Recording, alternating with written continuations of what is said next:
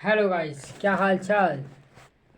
तो आज हम लोग जानने वाले हैं, आओ ब्रह्मांड को जाने, माने कि समझिए यूं ही कि आज हम लोग ब्रह्मांड के बारे में जानेंगे कि ब्रह्मांड में कौन ग्रह कहाँ है, क्षुद्र ग्रह कहाँ है, क्षुद्र ग्रह की पट्टी कहाँ है और अन्य सारी चीज़ें कहाँ हैं। तो आज उसी के बारे में चर्चा करने वाले हैं। तो चलिए शुरुआत करते हैं, बिना देरी के, बिना किसी का समय वेस्ट किए हुए चलिए शुरुआत करते हैं।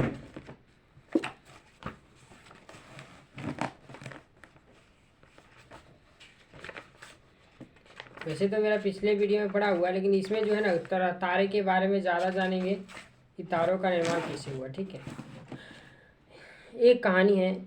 गर्मियों की रात थी, मतलब गर्मियों की रात थी। राजू था, महेंद्र था, रीता थी। छत पर जाने के लिए क्या थी, बेकरार थी। और वो लोग छत पे गई भी और वहाँ देखी, उनकी नज़र जो है चारों ओर खुला आसमान में जब पड़ा तो उन्हें कुछ नज़र आया।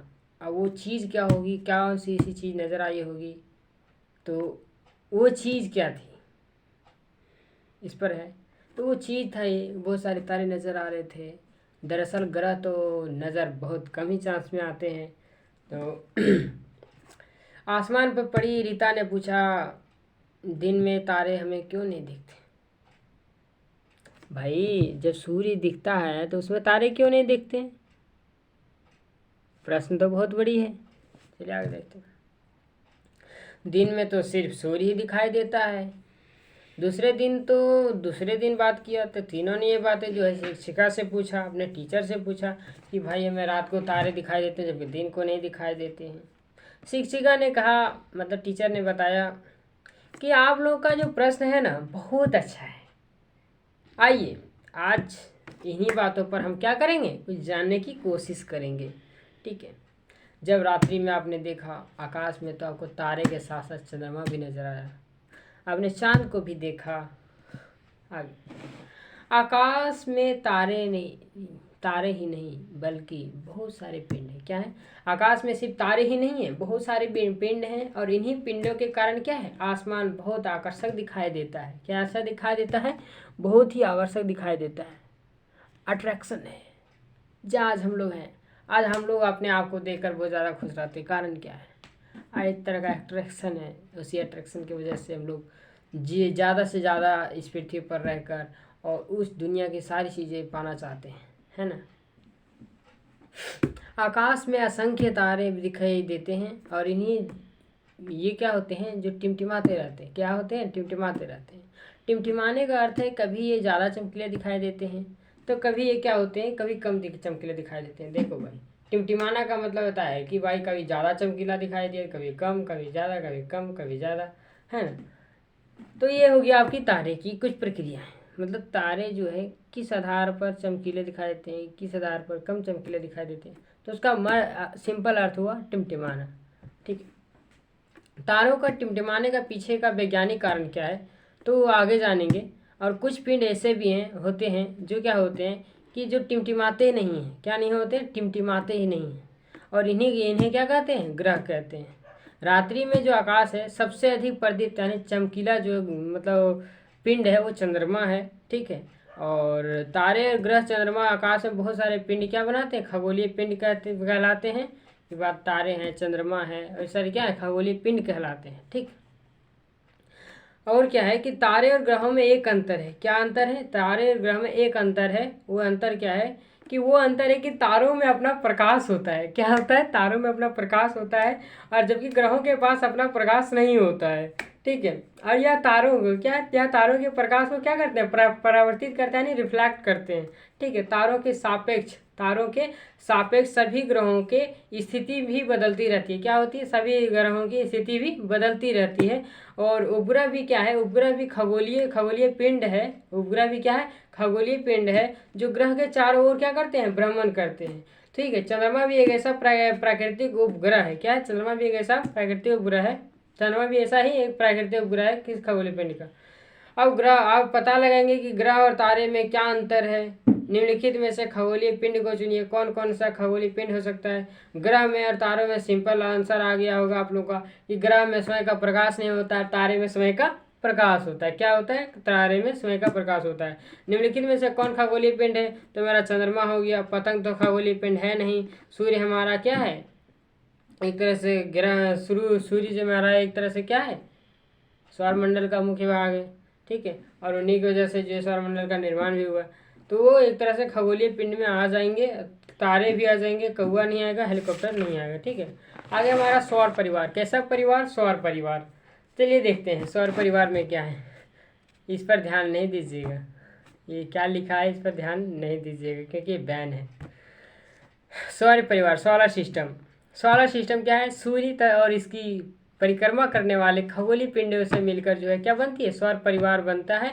और इसी परिवार में शामिल पिंड है, इसी परिवार में शामिल पिंड है कौन, ग्रह है, उपग्रह है, धूमकेतु है, क्षुद्र ग्रह है और उल्काएं हैं। क्या है, ग्रह है, उपग्रह है, धूमकेतु है, क्षुद्र ग्रह है और उल्काएं हैं, ठीक है। सूर्य तथा इन पिंडों के बीच क्या है, एक मजबूत आकर्षण बल है। क्या है, एक मजबूत आकर्षण बल है और कार्य करता है जिसे क्या कहते हैं, गुरुत्वाकर्षण बल कहते हैं। गुरुत्वाकर्षण बल की वजह से क्या होता है कि जो सभी जो है एक जगह से बंधे होते हैं, हम लोग क्या है कहीं भी दूर नहीं जा पाते। इसका कारण क्या है, अपने रूम से दूर नहीं जा पाते, क्यों, कारण क्या है, यहाँ भी एक तरह से गुरुत्वाकर्षण जैसा ही काम करता है। आप जिस रूम में रखते हैं वहाँ आपके पास पर्सनली चाबी होता है, खाने की व्यवस्था, सारी व्यवस्थाएं मौजूद होती है। लेकिन आप किसी दूसरे जगह जाएंगे तो वो सारी व्यवस्थाएं मौजूद नहीं होती है। तो आप सबसे ज़्यादा रहना कहाँ पसंद करेंगे, जब आपके पास चाबी पड़ी हुई है।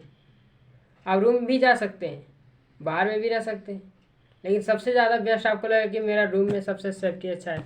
तो उसी तरह से है कि रूम में जिस तरह आप बंधे रहते हैं, रूम के यहाँ वहाँ जाते नहीं कहीं भी, उसी प्रकार है अन्य चीज़ें भी, जो ग्रह भी जो है गुरुत्वाकर्षण बल के अंदर रहना ज़्यादा पसंद करते हैं, ठीक है। और आगे बात करें, सूर्य भी एक तारा है। क्या है, सूर्य भी एक तारा है। और क्या है कि क्योंकि इनके पास अपना स्वयं का प्रकाश है तो ये तारा है, ठीक है। और सूर्य के 8 ग्रह हैं, उनमें से इनकी परिक्रमा करते रहते हैं, किसकी, सूर्य की परिक्रमा करते रहते हैं। और सूर्य के दूरी के अनुसार, सूर्य से जो दूरी के अनुसार ग्रह हैं उसके अनुसार दिखाई देता है। पहला नंबर में कि आपका पहला नंबर बुध ग्रह आएगा, दूसरा में आपका शुक्र ग्रह, तीसरा में आएगा आपका पृथ्वी ग्रह, और चौथा में आपका मंगल ग्रह, पाँचवा में आपका बृहस्पति ग्रह, और छठा में आपका आएगा शनि ग्रह, और सातवां में अरुण ग्रह, और आठवां में वरुण ग्रह। पहला में देखिए बुध शुक्र पृथ्वी, बुध शुक्र पृथ्वी, मंगल बृहस्पति, शनि अरुण वरुण, शनि अरुण वरुण, ठीक। अब इन्हें भी जानते हैं कि प्लूटो ग्रह को क्यों हटाया गया, क्या कारण है उसके पीछे, कारण क्या है, आखिर किस वजह से प्लूटो ग्रह को हटा दिया, वो भी रीज़न हमको जानना होगा। चलिए जानते हैं। सन 2006 में, क्या, सन 2006 तक सौर परिवार में कुल कितने ग्रह हैं, तो सौर परिवार में कुल 9 ग्रह हैं, ठीक है। लेकिन प्लूटो जो है सूर्य से दूरस्थ ग्रह है, ठीक है। और सन 2006 में जो है अंतर्राष्ट्रीय खगोल संघ के ने जो है ग्रह की नई परिभाषा को अपनाया, और जिसके अनुसार प्लूटो जो है ग्रह की श्रेणी से बाहर कर दिया गया। और लेकिन खगोल साथी वे नए ग्रह की खोज में जुटे हैं, जो प्लूटो को अब क्या कहते हैं, बोना ग्रह कहते हैं। और प्राचीन काल में मान्यता की कि पृथ्वी स्थिर है और सूर्य के क्या है, सूर्य चारों ओर घूमता है, पृथ्वी स्थिर है, सूर्य चारों ओर घूमता है, ठीक है। लेकिन जो है निकोलस कोपरनिकस ने सर्वप्रथम इस धारणा को क्या बताया, गलत बताया। चलिए जानते हैं सूर्य क्या है, ठीक। सूर्य हमारा हमसे निकटतम तारा है, और सूर्य हमारे सौर परिवार की सभी ग्रहों के लिए क्या करता है, ऊष्मा और प्रकाश का, ऊर्जा का प्रमुख स्रोत है। और सूर्य के अतिरिक्त क्या, सूर्य के अतिरिक्त ब्रह्मांड में क्या है, असंख्य तारे हैं। क्या है, ब्रह्मांड में असंख्य तारे हैं, और लेकिन वे क्या है, पृथ्वी से बहुत दूर है। कैसे हैं, पृथ्वी से बहुत दूर हैं, इसीलिए वे क्या है, हमें बिंदु की तरफ प्रतीत होते हैं। किस प्रकार प्रतीत होते हैं, बिंदु की तरफ प्रतीत होते हैं। दिन के समय तारे क्यों नहीं दिखते, तो तारे जो है दिन के समय आकाश में होते हैं, लेकिन सूर्य की तीव्र प्रकाश के कारण क्या होते हैं, वे हमें दिखाई नहीं देते। वो भी चमकते हैं, लेकिन सूर्य की जो तीव्र प्रकाश है ना, इसी की वजह से ज़्यादा लाइट आता है सूर्य का तारे की तुलना में, तो कन्फर्म में दिखेगा नहीं, ठीक है। अगर सूर्य की सबसे ऊपरी सतह पर जो टेम्परेचर है वो 6000 डिग्री सेल्सियस है, ठीक है। जहाँ सूर्य एक मान लेते हैं गोला है, और गोले के बाहरी करोड़ में जो है, बाहरी परत में 6000 डिग्री सेल्सियस होता है। क्या है ध्रुव तारा। अब हमको एक तरह का रहस्य है कि ध्रुव तारा क्या है। अब ध्रुव तारा के बारे में जानते हैं। तारे समूह का सूक्ष्म निरीक्षण करने पर पता लगता है कि तारे जो है पूरब से पश्चिम की ओर, तारे कैसे पूरब से पश्चिम की ओर गति करते प्रतीत होते हैं। और सूर्य भी पूरब में ही उगता है पर पश्चिम में अस्त प्रतीत होता है। ऐसा क्यों? तो इसका भी रीज़न है। जब आपको याद है, जब आप तेज चलती हुई बस में यात्रा कर रहे होते हैं तो निकट के वृक्ष पीछे जाते प्रतीत होते हैं, परंतु वास्तव में वृक्ष स्थिर होते हैं। ठीक है, तो बस आगे की ओर गतिशील रहती है। इसी तरह पृथ्वी पश्चिम से पूरब की दिशा में घूमती है, पश्चिम से पूरब की दिशा में घूमती है, इसीलिए तारे जो है पूरब से पश्चिम की ओर जाते प्रतीत होते हैं। ठीक है, ध्रुव तारा क्या है, पोलर स्टार क्या है? तो पोलर स्टार जो है आकाश में, ध्रुव तारा ऐसा तारा है कि जो पृथ्वी की अक्ष की दिशा में स्थित है। कहाँ स्थित है? तो पृथ्वी की अक्ष में स्थित, दिशा में स्थित है। और यह कैसा है? यह गति करता हुआ प्रतीत होता है। क्या कैसा होता है? गति करता हुआ प्रतीत होता है। यह क्या है? ध्रुव तारा क्या गति प्रतीत करता ध्रुव तारा गति नहीं करता है। क्या है? यह गति करता हुआ प्रतीत नहीं होता है। कौन? ध्रुव तारा। ध्रुव तारा जो है एक तरह से अटलता को समझने के लिए एक अटल है, क्योंकि वो एक जगह से दूसरे गति करता ही नहीं है। सिंपल समझो, गति नहीं करता ध्रुव तारा। ठीक, आगे तारामंडल। ठीक, तारामंडल तारामंडल तारामंडल। देखिए तारामंडल में क्या है कि आसमान में पहचाने योग्य जाने के लिए आकृतियों को, क्या पहचाने जाने वाली आकृतियों वाले तारे समूह को तारामंडल कहते हैं। आप अपने सामने 8वीं क्लास की बुक को सामने रखिएगा और साथ ही साथ उसको आप पढ़ते जाइए, समझते जाइए, साथ ही साथ सुनने से और ज़्यादा बेस्ट रहेगा कि भाई कहाँ बता रहा है, किस जगह पर बता रहा है, थोड़ा समझ में आ जाएगा।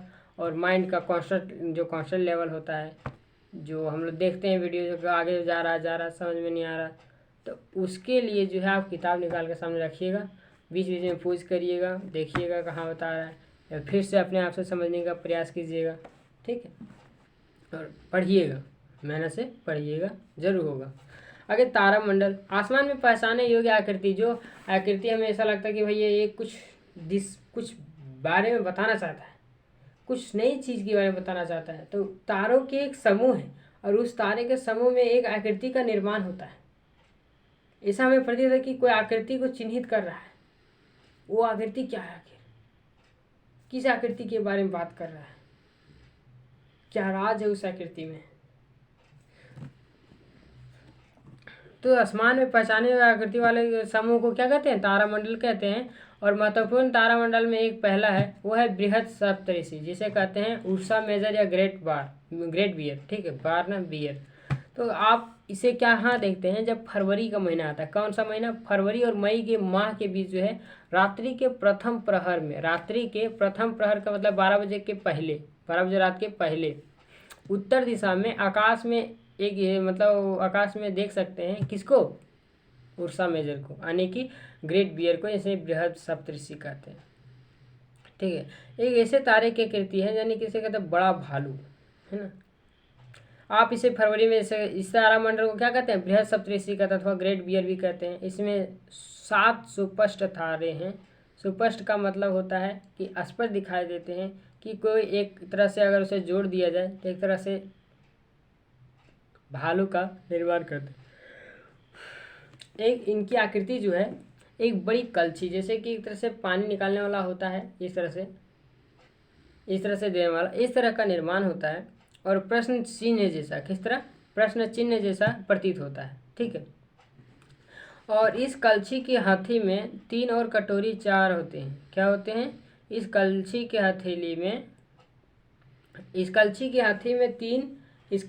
हाथी में 3 और कटोरी में कितने होते हैं? 4 तारे होते हैं। और यह तारामंडल पूरब से, यह तारामंडल कहाँ से होता है? यह तारामंडल पूरब से पश्चिम की ओर गति करता है, पूरब से पश्चिम की ओर गति करता है। ठीक है, गति करता हुआ प्रतीत होता है। सप्तऋषि की सहायता से ध्रुव का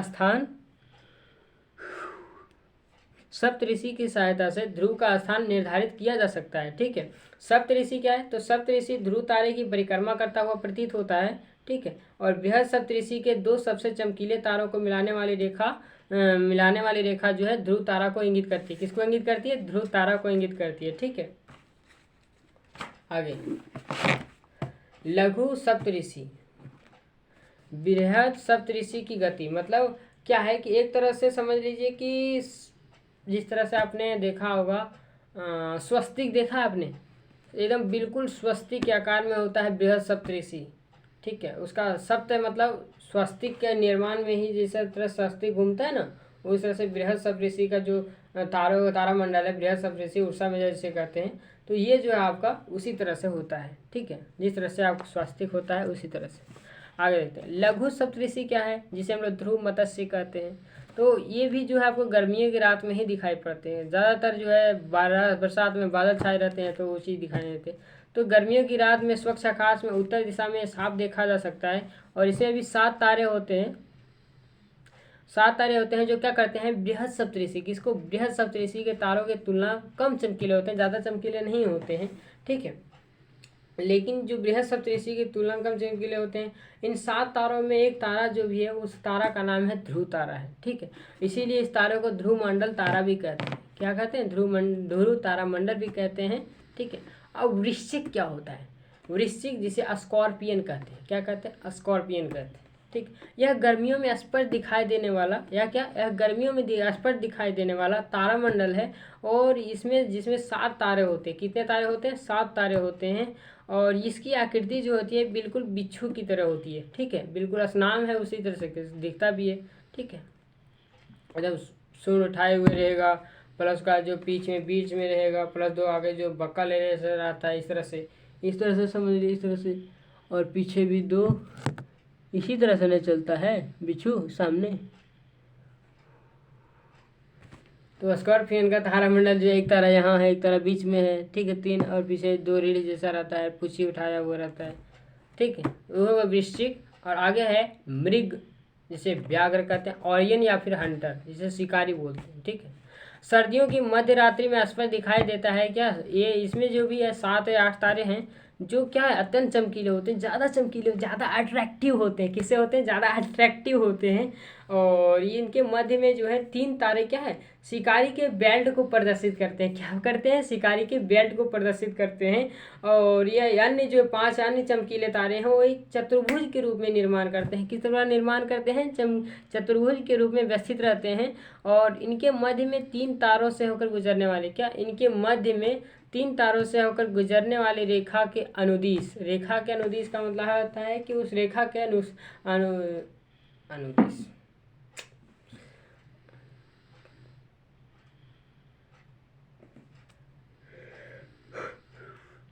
वो रेखा के अनुदिश मतलब उसी डायरेक्शन में जो है 3 जो है पूरब में एक चमकीला तारा दिखाई देता है। कैसा तारा, चमकीला तारा दिखाई देता है, जिन्हें सीरियस कहते हैं। ठीक है, अगला है हमारा शर्मिष्ठा। शर्मिष्ठा क्या होती है, शर्मिष्ठा जो है आपका यह सर्दियों में रात्रि के प्रथम प्रहर में दिखता है। कितना में दिखता है, रात्रि के प्रथम प्रहर में दिखता है। यह अंग्रेजी के डब्लू तथा यम के बिगड़े हुए रूप में भी प्रतीत होता है। और इसमें भी 5 तारे होते हैं। और आगे है कि किसी भी तारामंडल में बहुत सारे तारे होते हैं। क्या होते हैं, किसी भी तारामंडल में बहुत सारे तारे होते हैं, लेकिन अपनी आंखों से 5 या 7 चमकीले तारे ही क्या पड़ते हैं, देख पाते हैं। ठीक है, आगे ये देखिए शर्मिष्ठा मतलब कुछ शर्मा रही है, कोई कंघी कर रही है, जैसे कि लड़की है। ठीक है, और क्या कर रही है, कंघी लगा रही है प्यार से, तो शर्म हो रहा है। अब जैसे कि हम कुर्सी पर बैठे हुए, एक तारा मान लेते यहाँ है, एक तारा यहाँ है, और एक तारा जो आपका पैर के जहाँ घुटना मुड़ा हुआ वहाँ है, और एक पैर जो आपका क्या है नीचे जहाँ आपका टिका हुआ है, एक तारा जो आपका पैर से आगे एंगल बन रहा है वहाँ है। ठीक, तो ये शर्मिष्ठा, एक लड़की है जो कंघी करते करते किसी को देख रही है, शर्मा रही है, तो वो हो गया शर्मिष्ठा।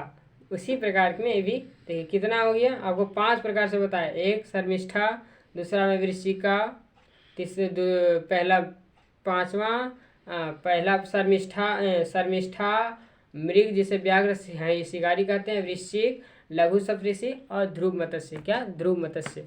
ठीक है, चंद्रमा क्या है, चंद्रमा जो आपको रात में आकाश में सबसे चमकदार पिंड है चंद्रमा। और यह रात अपनी आकृति बदलता है, रात को क्या करता है, अपनी आकृति को बदलता है।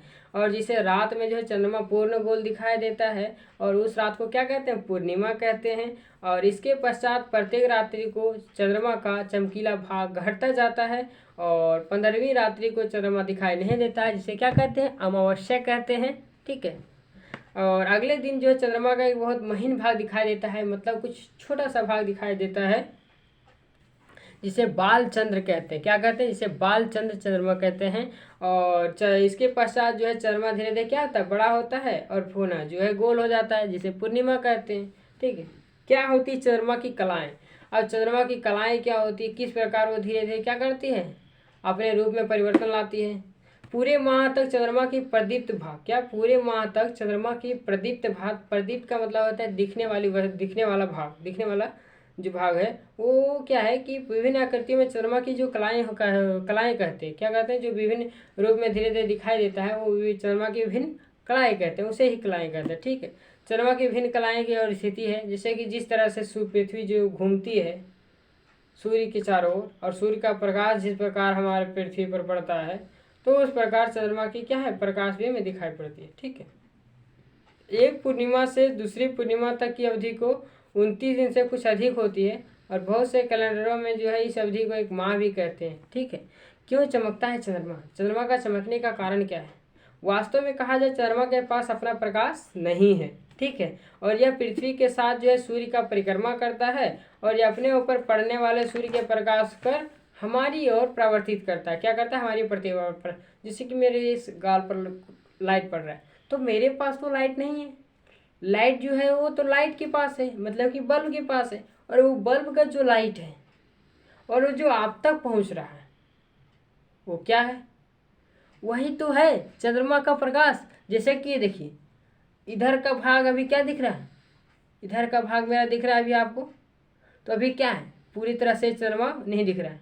अब मान लेते हैं कि जो फेज जो 56% दिखता है चंद्रमा, तो पूरा इस तरह से किए, पूरा ये लाइट से पूरा आप लोग तक पहुंचा है ना, तो ये क्या हो गया आपका, ये आपका जो पूरा तरह से पूर्णिमा हो गया। और पूरी जैसे मान लेते हैं कि मैं क्या हूँ, मेरे सामने आ गया कौन, पृथ्वी, और जैसे मेरा हाथ आप लोग को दिख रहा हूँ, नहीं दिख रहा हूँ, तो उसी तरह से होता है। ठीक। क्या होता है कि हमारे ओर प्रवर्तित करता है। चंद्रमा के जिस भाग में सूर्य की परावर्तित किरणें हम तक पहुंचती है वो हम उसी भाग को देख सकते हैं। ठीक है। आइए जाने, मतलब सूर्य जो है रात में दिखाई नहीं पड़ता है, सूर्य जो है रात में नहीं दिखाई पड़ता है, क्यों नहीं दिखाई पड़ता है, क्या कारण हो सकता है ना। चलिए देखते हैं। पृथ्वी के घूर्णन, क्या पृथ्वी के घूर्णन के दौरान पृथ्वी का जो हिस्सा, क्या पृथ्वी का जो हिस्सा सूर्य के सामने रहता है वहाँ दिन होता है। ठीक है। दूसरी तरफ रात होती है, जहाँ सूर्य, मान लेते हैं कि यह लाइट, अभी यहाँ दिन है इधर रात है, अभी यहाँ पड़ रहा है लाइट तो यहाँ दिन है इधर रात है। अब ये जब मैं घुमा दूंगा तो इधर दिन हो जाएगा इधर रात हो जाएगा। उसी प्रकार दिन और रात की प्रक्रिया आप समझ गए होंगे। ठीक है। 12 घंटा में यह स्थिति धीरे धीरे बदल जाती है। क्या होती है, धीरे धीरे बदल जाती है और जो भाग सूर्य के मतलब सामने था वह पीछे चला जाता है। और क्या होता है, सूर्य कभी उदय और अस्त नहीं होता है, सूर्य पर कोई इफेक्ट नहीं पड़ रहा, आप घूमे या ना घूमे। जैसे कि लाइट, मेरी मर्जी, मैं इधर घुमाऊँ इधर घुमाऊँ, मेरी मर्जी। दिन और रात मुझ पर डिपेंड है, सूर्य पर डिपेंड नहीं है। ठीक है। हमारी पृथ्वी जो है, हमारी पृथ्वी सूर्य के चारों ओर घूमती है। कैसी घूमती है, फिर हमारी पृथ्वी जो है सूर्य के चारों ओर घूमती है, मतलब मैं अपने लाइट के चारों ओर राउंड कर रहा हूँ। ठीक है। अब फिर मेरा ये मुंडी जो है आप समझ लीजिए पृथ्वी है, ये क्या कर रहा है कि ये यहाँ भी इधर उधर घूम रहा है, साथ ही साथ लाइट के इधर इधर इधर इधर घूम रहा है। ठीक है, मान लीजिए घूम रहा है और साथ ही साथ ये भी घूम रहा है। तो ये इस तरह से क्या है, एक तरह से आपको जो है दिन और रात की स्थिति बदलती रहती है, अर्थात हमेशा धरती किसी न किसी आधे भाग पर जो है क्या होती है, रात होती है। अब तारामंडल किसे कहते हैं, कॉपी में लिखना है, पीछे करके लिखना है, लेकिन लिखना है आपको तारामंडल किसे कहते हैं। तारों के समूह को तारामंडल कहते हैं। ठीक है। सूर्य को तारा क्यों कहा जाता है? क्योंकि इसके पास स्वयं का प्रकाश होता है।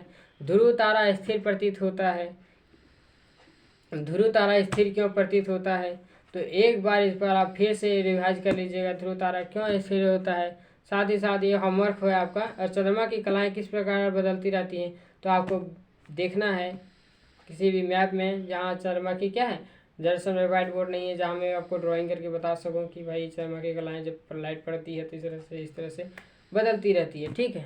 आगे है कि 21 जुलाई 1969 कितना 21 जुलाई 1969 को अमेरिका के नील आर्मस्ट्रॉन्ग, कौन? अमेरिका के नील आर्मस्ट्रॉन्ग ने सबसे पहला चंद्रमा पर जो है कदम रखा। और क्या है, इसके बाद जो एडविन एड्रिलन ने, किसने? सबसे पहले नील आर्मस्ट्रॉन्ग, जो कब? 21 जुलाई 1969 को अमेरिका के नील आर्मस्ट्रॉन्ग, और कौन था? और था पहले कदम रखने वाले, और उसके बाद रखने वाले थे एडविन एड्रिलन, चंद्रमा पर उतरे। और चंद्रमा पर जाने वाले पहले भारतीय जो थे वो थे राकेश शर्मा, जो हमारी कैटेगरी के आते हैं। ठीक है, राकेश शर्मा, जो अभी तक भारत ने जो है चांद पर कदम नहीं रखा है। राकेश शर्मा थे, और अभी तक किसी भारतीय ने चंद्रमा पर कदम नहीं रखा है।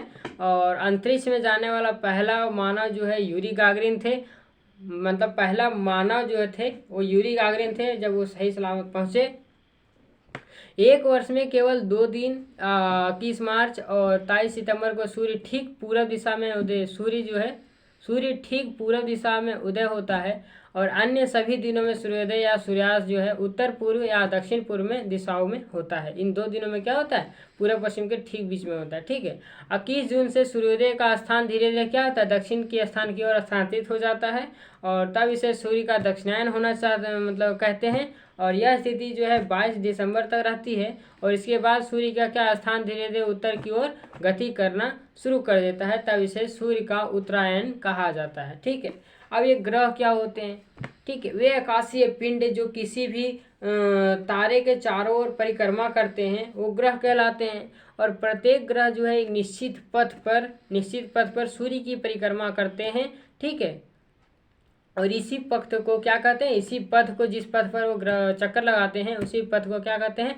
कक्षा कहते हैं, परिक्रमण हाँ, कक्षा ही कहते हैं। ठीक है। और किसी भी ग्रह द्वारा सूर्य की परिक्रमा के पूरे करने में, एक परिक्रमा करने में लगाया गया जो समय है उसे क्या कहते हैं? परिक्रमण काल कहते हैं, टाइम ऑफ रिवोल्यूशन। ठीक है। मान लेते हैं कि ये मान लेते हैं सूर्य है, ये सूर्य है, और इस सूर्य के एक कक्षा में स्थिर है। ठीक है। और यहाँ से इस तरह से क्या कर रहा है? राउंड कर रहा है, साथ ही साथ अपने भी घूम रहा है। तो इस तरह से क्या है होता है। ठीक है। और क्या है कि सूर्य से अधिक दूरी वाले ग्रह का परिक्रमण क्या होता है? सूर्य से अधिक दूरी वाले ग्रह का परिक्रमण काल जो है अधिक होता है। और यही कारण है कि ग्रह जो है सूर्य के चारों ओर परिक्रमा करते हुए भी आपस में टकराते नहीं हैं। क्या कारण है कि सूर्य से अधिक दूरी वाले ग्रह भी जो है परिक्रमण काल से बहुत अधिक दूरी होता है। ठीक है। यही कारण क्या है कि एक ग्रह दूसरे ग्रह से आपस में टकराते नहीं हैं, दूरी बनाए रखे हुए। यही कारण है कि ग्रह जो है सूर्य की परिक्रमा करते हुए आपस में नहीं टकराते हैं, और सूर्य की परिक्रमा करने के साथ साथ लट्टू की तरह जो है अपने अक्ष पर भी घूर्णन करते हैं। और किसी भी ग्रह द्वारा एक घूर्णन को पूरा करने में लगने वाला समय उसका घूर्णन काल कहलाता है। क्या कहलाता है? घूर्णन काल कहलाता है। उपग्रह क्या होते हैं?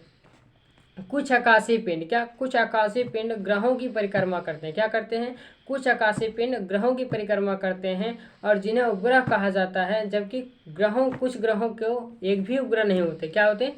एक भी उपग्रह नहीं होते हैं। जबकि कुछ ग्रहों के चंद्रमा की संख्या 1 से भी अधिक होती है, और पृथ्वी का एकमात्र उपग्रह है जिसे चंद्रमा कहते हैं। पृथ्वी का एकमात्र उपग्रह है जो चंद्रमा है, और पृथ्वी का एकमात्र उपग्रह चंद्रमा ही है। अब क्या होता है कृत्रिम उपग्रह, वो जानते हैं। कुछ आकाशीय पिंड जिन ग्रहों की परिक्रमा करते हैं उसे क्या कहा जाता है? तो उसे उपग्रह कहा जाता है। और क्या है, कुछ ग्रहों के एक भी उपग्रह नहीं होते हैं, जबकि कुछ ग्रहों के असंख्य उपग्रह होते हैं। और भारत के पास नहीं, पृथ्वी की में जो है एक ही चंद्रमा है पृथ्वी का, वो है चंद्रमा। ठीक है। कृत्रिम उपग्रह क्या होता है? जो हम लोग बनाते हैं। चंद्रमा पृथ्वी का क्या है? प्राकृतिक उपग्रह है और बहुत से मानव निर्मित उपग्रह पृथ्वी पर परिक्रमा कर रहे हैं। क्या कर रहे हैं? पृथ्वी की परिक्रमा कर रहे हैं और इन्हें कृत्रिम उपग्रह भी कहा जाता है, मतलब भी नहीं, कहा ही जाता है। भारत का प्रथम कृत्रिम उपग्रह जो है आर्यभट्ट था, जो 1975 में पृथ्वी की कक्षा में स्थापित किया गया था। ठीक है। और कृत्रिम उपग्रह से क्या है कि रेडियो, टीवी, मोबाइल, मौसम भविष्यवाणी में काफ़ी सहायक है। सोचो कैसे, क्योंकि उसके द्वारा बहुत सारी सुविधाएँ ली जाती हैं। ठीक है। बहुत सारा कम्युनिकेशन सिस्टम जुड़ा रहता है, बहुत सारे मशीन लगे होते हैं। पहला ग्रह में आता है हमारा बुध। तो यह जो है सूर्य से निकटतम वाला ग्रह है और ठीक है, सभी ग्रहों की तुलना इसकी गति सबसे तेज होती है और यह 88 दिनों में जो है क्या करता है? सूर्य की परिक्रमा को पूरा करता है और इसका एक हिस्सा जो हमेशा सूर्य की ओर होता है। क्या होता है? एक हिस्सा हमेशा सूर्य में होता है और दिन में जिसका टेम्परेचर 487 डिग्री सेल्सियस हो जाता है और रात में जो है इसका बहुत -187 हो जाता है। ठीक है। और इसका व्यास की बात करें तो 48 और 78 किलोमीटर है और इसमें कोई भी उपग्रह नहीं है। सूर्योदय के तुरंत पूर्व में जो है, सूर्योदय के तुरंत बाद जो है पूरब में और सूर्यास्त के तुरंत बाद पश्चिम क्षितिज पर इसे देखा जा सकता है, जिससे कि पृथ्वी से हम देख सकते हैं। और सूर्य के तेज प्रकाश में सूर्य के तेज प्रकाश में इसे नहीं देखा जा सकता है। अगला हमारा है शुक्र ग्रह। यह रात्रि के समय में जो है चंद्रमा के बाद जो है सबसे चमकीला ग्रह। चंद्रमा के बाद सबसे चमकीला ग्रह कौन है? शुक्र है। ठीक है। यह बुध से भी अधिक गर्म ग्रह है। कौन? शुक्र। और इसका व्यास की बात करें तो 12,104 किलोमीटर है और इसका परिक्रमण काल 225 दिन है। ठीक है। अपने अक्ष पर जो है पूरब से पश्चिम की ओर, अपने अक्ष से जो है पूरब से पश्चिम की ओर घूर्णन करता है और अन्य ग्रहों के घूर्णन की दिशा में यह विपरीत घूर्णन करता है, उल्टा घूर्णन करता है। ठीक है। और क्या है कि इसका अपना वो कोई उपग्रह नहीं है और चंद्रमा की तरह भी इसकी भी कलाएं होती हैं और यह सूर्योदय से पहले पूरब की दिशा में और सूर्यास्त के बाद जो है पश्चिम के आकाश में दिखाई देता है। इसीलिए इसे प्रभात का तारा और सांझ का तारा कहा जाता है शुक्र ग्रह को। ठीक है। और शुक्र ग्रह की कलाएं भी है, जिस तरह से सूर्य का प्रकाश पड़ता है उस तरह से उसका चमक जो है बनता रहता है। ठीक है। पृथ्वी की बात करें, पहला बुध, शुक्र, उसके बाद पृथ्वी जो है सौर परिवार का एकमात्र ग्रह है जिसमें जी क्या है? जीवन का अस्तित्व है और इसका व्यास जो है 12,760 किलोमीटर है और परिक्रमण काल जो है आपका 365 दिन है। ठीक है। और यह 23 घंटे 56 मिनट में अपनी क्या करता है? 23 घंटे 56 मिनट में अपनी धुरी पर एक बार घूम जाती है, इसे अक्ष बोलते हैं। ठीक है। पृथ्वी की निम्नलिखित विशेषताएं शेष ग्रहों से अलग बनाती है। जीवन की निरंतरता के लिए उत्तरदायी पृथ्वी पर यह जो सूर्य से उचित दूरी पर स्थित है। ठीक है। और इसका कारण यह न है कि अधिक गर्म होती है और ना ही अधिक ठंडी भी होती है। ठीक है। ऑक्सीजन और जल की उपस्थिति की वजह से यह जीवन संभव है। साथ ही साथ उपयुक्त वायुमंडल है और ओजोन का एक तरह से आवरण है जो सूर्य के हानिकारक किरणों से क्या करता है? पृथ्वी को सुरक्षा प्रदान करता है। और अंतरिक्ष यात्रियों को क्या है? यह नीली हरी प्रतीत होती है और पृथ्वी का घूर्णन अक्ष जो है इसकी परिक्रमण कक्षा के लंबवत ना होकर कितना होता है?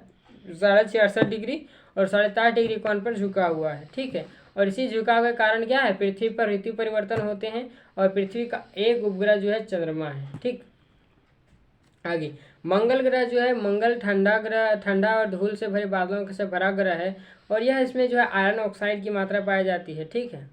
इसीलिए इसे लाल रंग भी प्रदान करता है और इसे लाल ग्रह के नाम से भी जाना जाता है। ठीक है। इसका व्यास की बात करें, जहाँ शनि मंगल ग्रह की व्यास की बात करें तो 6,787 किलोमीटर 6,787 किलोमीटर है, मतलब व्यास जिसे कहते हैं डायमीटर।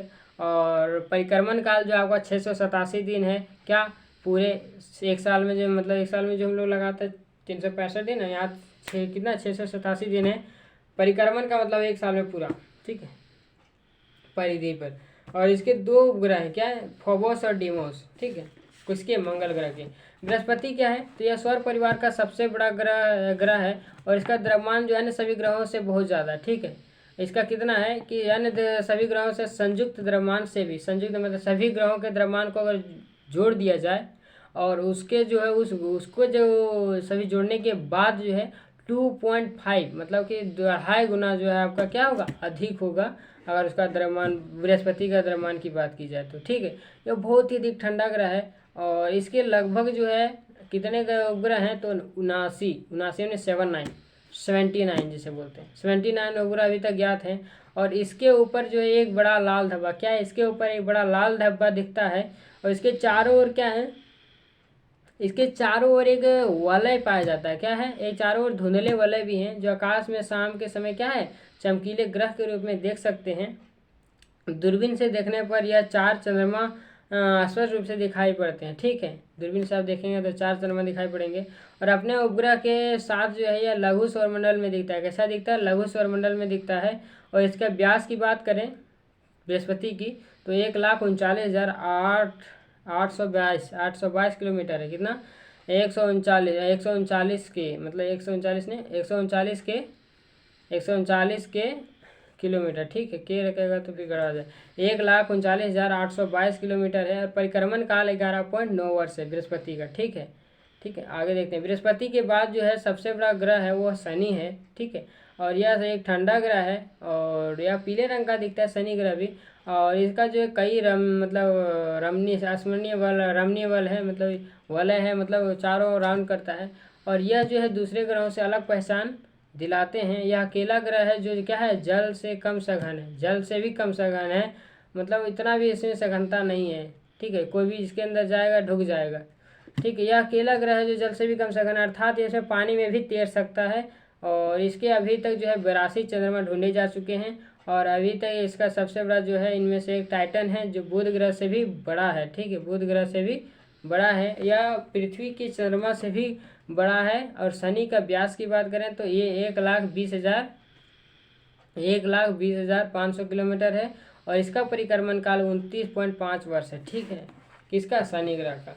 और अरुण जो है इसका व्यास कितना है, तो इसका व्यास बात करें तो 51,120 किलोमीटर इसका अरुण, जिसे इंद्र कहते हैं, यूरेनस, इसका जो है आपका क्या है, व्यास है। ठीक है, और किसका क्या है, कितने वर्षों में चक्कर लगाता है, तो 83.8 वर्षों में क्या है, सूर्य की एक परिक्रमा करता है। और सूर्य की भांति जो यूरेनस भी पूरब से पश्चिम की ओर राउंड करता है, यानी घूमता है। और इसकी विलक्षणता यही है कि इसका अत्यधिक झुका हुआ से जो है, जिसे अपने पृष्ठ पर लुढ़कता हुआ प्रतीत होता है। कौन, अरुण, जिसे इंद्र कहते हैं। और 27 चंद्रमाओं का इस पर पता चला है, किस पर, अरुण पर।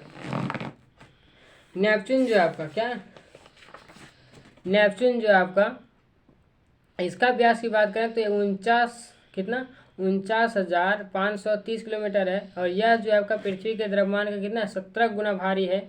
और सूर्य से कितना, इस सूर्य से जो है इसकी दूरी क्या, सूर्य से इसकी दूरी जो है, सूर्य और पृथ्वी के बीच की दूरी का 30 गुनी है। बाप रे, इसका परिक्रमण काल 164.8 वर्ष है। और इसकी खगोलीय विशेषता है कि इन पर चलने वाली तेज गति वाली आंधियाँ जो है, इस आंधियों की गति से कभी कभी ध्वनि की गति भी अधिक होती है। ठीक है, ध्वनि की गति से भी अधिक होती है इसकी जो गति होती है।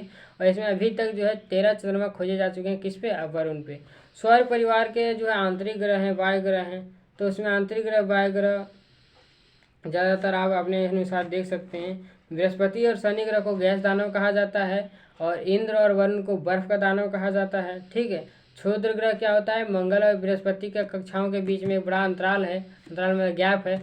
और उसी गैप में बहुत सारे छोटे छोटे पिंड हैं। ठीक है, और सूर्य की परिक्रमा करते हैं, तो इन्हें क्या कहा जाता है, इन्हें क्षुद्र ग्रह कहा जाता है। और बड़े और शक्तिशाली दूरबीनों से इसे देखा जा सकता है। और क्षुद्र ग्रहों को मतलब क्षुद्र ग्रहों के नामक क्षुद्र ग्रह सबसे बड़ा जिसका है वो 940 किलोमीटर वाला व्यास वाला है। ठीक है, धूमकेतु क्या होते हैं, धूमकेतु एक तरह से झाड़ू तरह दिखते हैं, जो चमकीले सिर और लंबी पूंछ होती है। ये प्रवलीय कक्षाओं में सूर्य का परिभ्रमण करते हैं। और इसकी पूंछ जो सदैव ही सूर्य से परे होती है। कैसी होती है, सूर्य से परे होती है। हैली ने ऐसा ही एक धूमकेतु खोजा था जो प्रत्येक 76 वर्ष के अंतराल में दिखाई पड़ता है। ठीक है, सन 1986 में देखा गया था, अगली बार 2062 में देखा जाएगा। तब तक हम लोग रहेंगे या नहीं रहेंगे इसका पता नहीं। आगे दिखने की संभावना है। उल्काएं और उल्कापिंड, ये क्या है, टूटता तारा भी कहते हैं, जिन्हें उल्का, ये जो गिरते हैं इसे उल्का भी कहते हैं। ठीक है, आगे है उल्कापिंड। उल्कापिंड है जो पृथ्वी में वाष्पित होकर जो पहुंच जाती है, पिंड के रूप में जल के खत्म नहीं पाती है, बीच में ही आ जाती है। अब आपको हम लोग का मतलब आपको हमें नहीं बताना, अब आप लोग को बताना है कि सबसे चमकीला ग्रह कौन सा ग्रह सूर्य से सबसे दूर है, कौन ग्रहों में दूरी के अनुसार उसको सजाना है, किस ग्रह को लाल ग्रह कहा जाता है, किस ग्रह जो है सबसे अधिक, मतलब किस ग्रह पर सबसे अधिक चंद्रमा है, और किस ग्रह पर जो है ठंडी धूल भरी आंधियाँ चलती है, ये सारी चीज़ आपको बताना। दूरबीन का आविष्कार जो 1608 ईस्वी में हुआ था, जो हेनरी लिप्रोरो ने किया था, और 1609 ईस्वी में जो आपका गैलीलियो ने इसमें सुधार किया था। और गैलीलियो ने सबसे पहले क्या खोज देखा था, बृहस्पति को देखा था। जो 4 चंद्रमाओं और सूर्य की कलाओं की खोज दूरबीन के सहारे से ही हुई थी। और विश्व का पहला कृत्रिम उपग्रह स्पुतनिक 1 था, जो रूस ने जो 1957 में क्या किया, पृथ्वी के कक्षा में स्थापित किया था। ठीक है, हजारों और लाखों तारों के समूह को गैलेक्सी कहते हैं, और हमारी गैलेक्सी का नाम क्या है, आकाशगंगा है, और जिसका आकार क्या है, सर्पिल है। ठीक है, और भारत का कुछ कृत्रिम उपग्रह है जिसका नाम है इनसैट 2E, दूसरा इनसैट 3C, इनसैट 3E और GCAT 12 मुख्यतः संचार के लिए। ठीक है, अगला है इडूसैट जो शिक्षा संबंधी प्रसारण है, कल्पना 1 जो मौसम संबंधी भविष्यवाणी के लिए, INSAT 4, INSAT 4B, INSAT 4CR मुख्यतः DDH के लिए। ठीक है, और आगे जो भी प्रश्न है उसका हल अगला वीडियो में करेंगे। तो आज के लिए इतना ही रहेगा, और मैं आशा करता हूँ कि जो भी जानकारी मैंने देने का प्रयास किया, प्रोवाइड करने का प्रयास किया, तो मैं आशा करता हूँ ठीक ही लगा होगा आप लोगों को वीडियो। और ऐसा नहीं है कि मेहनत नहीं लगती है, देर रात तक जग कर वीडियो अपलोड करना, साथ ही साथ एक कंटिन्यू एक जैसा कोई भी काम करना आसान नहीं है। थोड़ा हेल्प लेना पड़ता है किसी से, क्योंकि आजकल की जो जनरेशन है उतना मेमोरी अवेलेबल नहीं है, मेमोरी अवेलेबल नहीं है, जिस वजह से क्या है कि उतना याद रखने की क्षमता अब धीरे धीरे कम हो रही है, क्योंकि हमारे पास उस तरह से अब कम्युनिकेशन सिस्टम नहीं पाया, उस तरह से हम लोग अब योग ध्यान नहीं करते हैं, पूजा पाठ नहीं करते हैं, साथ ही साथ हमारे अंदर जो है याद रखने की जो क्षमता है वो डेवलप नहीं कर पा रहे हैं। इस वजह से हमें याद कम रहती है। तो हम लोग प्रयास करेंगे उस चीज़ को बढ़ाने का, और साथ ही साथ उसे याद करने का, 2-3 बार पढ़ के उसे समझने का। तो आशा करता हूँ कि वीडियो अच्छा लगा हो तो लाइक कीजिए, नहीं तो डिसलाइक कीजिए, और हमारा सपोर्ट करने का दिल हो तो सपोर्ट कीजिए, और अपने भाई के प्यार के लिए कमेंट जरूर कीजिएगा।